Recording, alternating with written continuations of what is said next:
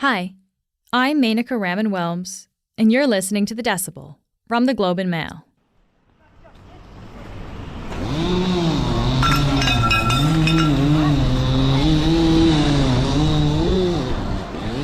That's the sound of an armed drone whizzing above Kyiv on Monday. The weapon was on its way to blow up a target, and Ukrainian forces tried to shoot it down. Готовься, стреляй по нему сразу. Вон иди, стреляй! But some of these drones weren't shot down. Ебать! As firefighters responded to the wreckage, other drones were headed towards new targets.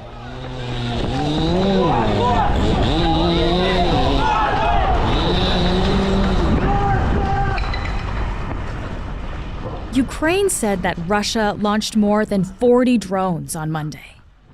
On Tuesday, Russia continued its attacks, firing missiles at energy and water infrastructure. As the damage and death toll grows, Ukrainian officials are urging allies to send more air defense systems. They only cover a certain footprint in terms of how much area they can defend against. So you would need hundreds of these to cover the entire front lines where Ukrainian forces are fighting the Russians, let alone in the cities. Dr. Stacie Pettyjohn is a senior fellow and director of the defense program at the Center for a New American Security, a think tank based in Washington, D.C. She joins us to talk about how Ukraine is trying to defend itself against attacks from the skies. This is The Decibel.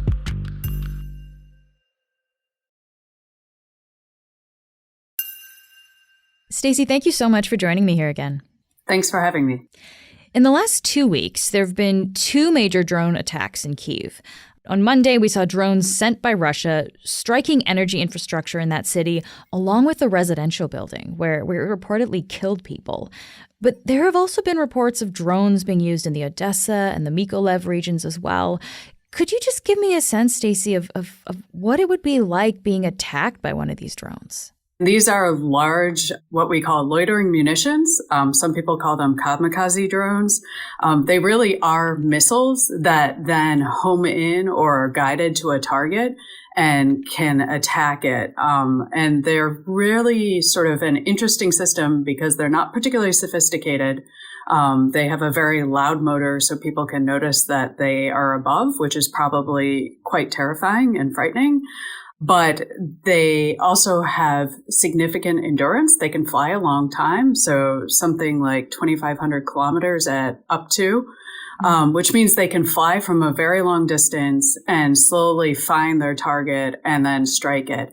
So they're guided to fixed targets by the GPS that they have in their system. And let's just clarify here, what kind of drones exactly are we talking about? Because I think when people hear the word drone, they think about the little commercial drones, that you can buy for yourself, those unmanned aircrafts. Sure. These are not sort of the quadcopter commercially manufactured drones. These are military weapons that Iran has built. They call them the Shahed 136. Russia has rebranded them as the Jiran 2. It has an 80-pound explosive on it, which is a fairly sizable one. When you look at some of the quadcopters or smaller drones that are fairly ubiquitous in the Ukraine war, those sometimes are armed, but they'll be carrying a small charge or like a grenade, something that's very tiny, not an 80-pound explosive that can do a reasonable amount of damage. Okay. So how would you defend against these drones? Like once they're flying over a city, how could you actually defend yourself?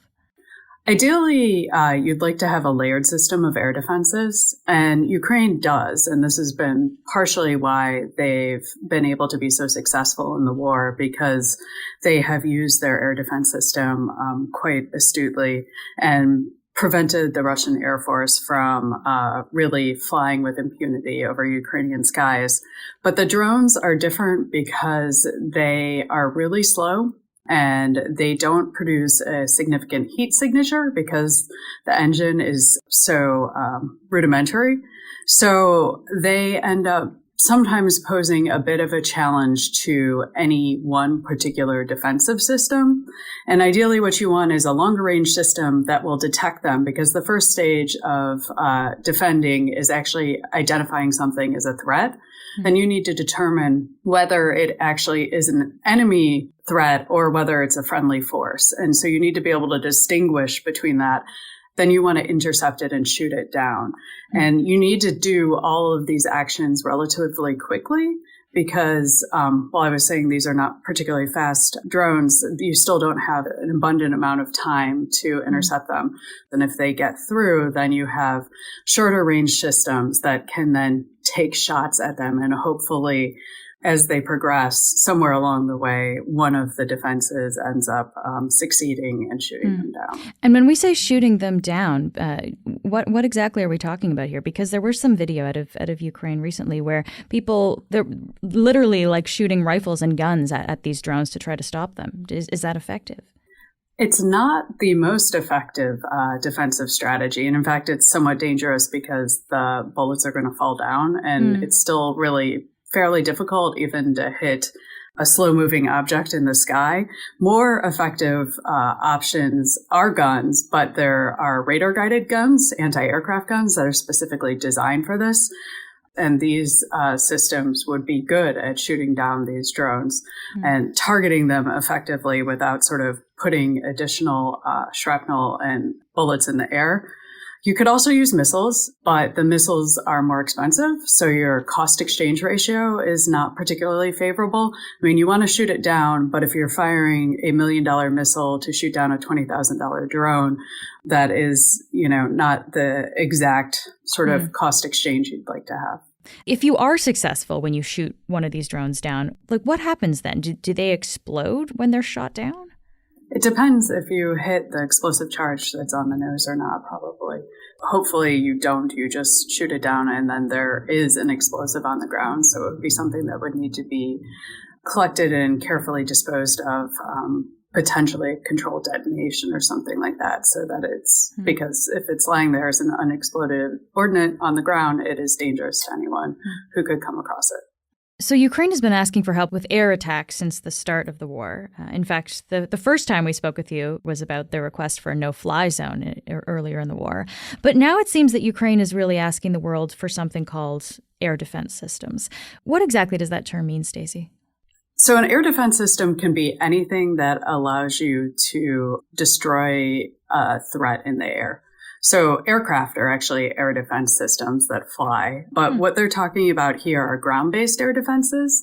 And these are systems that ideally would be mobile, that the Ukrainians can move around and reposition them as needed around particular cities that might be under attack or with different troops as they move along to provide them protection from Russian drones, airstrikes, missile strikes, any of the above. So it is what we call an active defense system. So it's basically a gun or a missile launcher that shoots a bullet or a missile in the air and then hits the incoming threat and destroys it that way.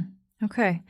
Allies from all over, Germany, France, Britain, of course the U.S., have been promising to help supply Ukraine with weapons and some of these systems. I wonder, when we're talking specifically about these drone strikes that we're seeing, how do these systems work in terms of defending against the drone strikes? It depends on the particular drone and the particular system, but many of them are effective. So Ukraine has its own air defenses, which are older Soviet-made systems that have proven to be quite valuable, but have less sophisticated radars, less sophisticated missiles in terms of being able to home in on the target and hit it, so they're less accurate. And what Ukraine has been asking for is a range of ground-based air defense systems, from the shoulder-fired man-portable systems like the Stinger missile to much larger systems that can defend a larger area. And they have been seeking sort of the full gamut. They want to have a layered defensive system with multiple different types and opportunities to intercept either incoming cruise missiles, aircraft, or drones. It's kind of interesting, though, to think about if they're getting a bunch of different systems from different countries, and they have some of their own from a while ago too. It seems like you're kind of cobbling together a bit of a defense system here. Is that, I guess, less effective than maybe having kind of one standard thing that would roll out across the country? Yes, it's much less effective and efficient to sort of cobble together all these different systems for the pure reason of sustainment and logistics. So you can't have the same spare parts everywhere or the same munitions or missiles to arm these air defenses. Okay, so we've talked about drones, but how effective are these air defense systems against things like missiles? They're not perfect, and they're limited in the geographic area that they can cover. So they've been quite effective. And if you believe what the Ukrainian government has been saying, they've shot down a significant number of the cruise missiles that Russia fired in the last week. But there are always going to be what we call leakers, the ones that'll slip through. So if Russia were to fire a really large salvo of missiles or drones, it could overwhelm any one of these single systems. And some of the attackers would get through. But the other thing is they only cover a certain footprint in terms of how much area they can defend against. So you would need hundreds of these to cover the entire front lines where Ukrainian forces are fighting the Russians, let alone in the cities. So what you're saying is then they couldn't really cover the entire country of Ukraine, essentially, then? No, definitely not. Ukraine's huge. So you're going to have to selectively pick and choose where you want to defend. We'll be right back.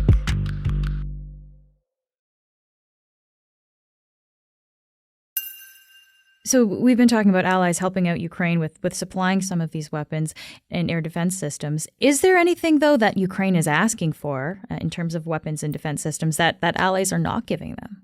There are some things that they have not received or have been given yet, but they're also not getting things fast enough and in the quantities that they want.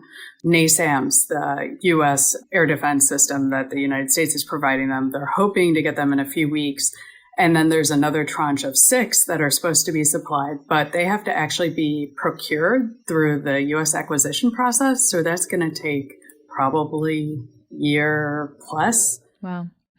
So from your perspective, how would you describe what allies, NATO really, the North Atlantic Treaty Organization, which is a military alliance, how would you describe what NATO is trying to accomplish with what it is and what it isn't supplying Ukraine?